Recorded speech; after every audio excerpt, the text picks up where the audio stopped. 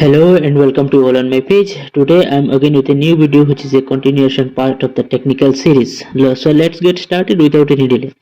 আজকে আমি আপনাদেরকে শেখাবো যে একটি পাসওয়ার্ড প্রটেক্টেড পিডিএফ কিভাবে ওপেন করতে হয়। সেটার জন্য আমরা অনেকেই হয়তো অনেক সময় হতাশা হয়ে যায়, কিন্তু সেটার জন্য আর হতাশ করার কোনো প্রয়োজন নেই। এই ভিডিও দেখলেই আপনারা তারপর থেকে করতে পারবেন।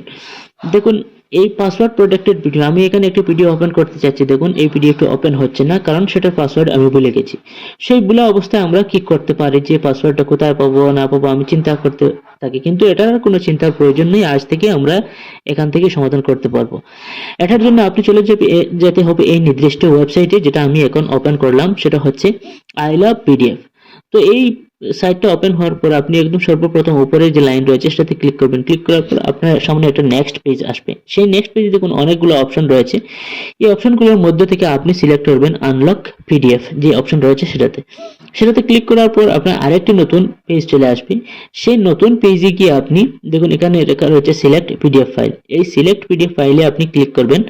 এই সিলেক্ট পিডিএফ ফাইলে ক্লিক করার পর আপনার এখানে এই যে আপনার যে পিডিএফটা পাসওয়ার্ড প্রটেক্টেড রয়েছে সেটা সিলেক্ট করবেন। এখন দেখেন আমি একটি পিডিএফ এখান থেকে সিলেক্ট করে নিচ্ছি। আমার এই পিডিএফটি পাসওয়ার্ড প্রটেক্টেড ছিল। সিলেক্ট করার পর এখানে আপনার পিডিএফটি আনলক হতে থাকবে। দেখুন এরকম রাউন্ড ভাবে বাফারিং হতে চলেছে।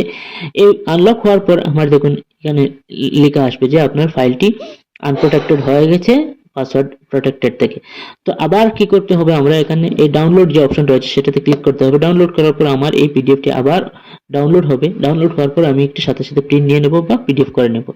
যদি ভিডিওটি আপনার ভালো লেগে থাকে তবে লাইক শেয়ার এবং সাবস্ক্রাইব করে পাশে থাকবেন।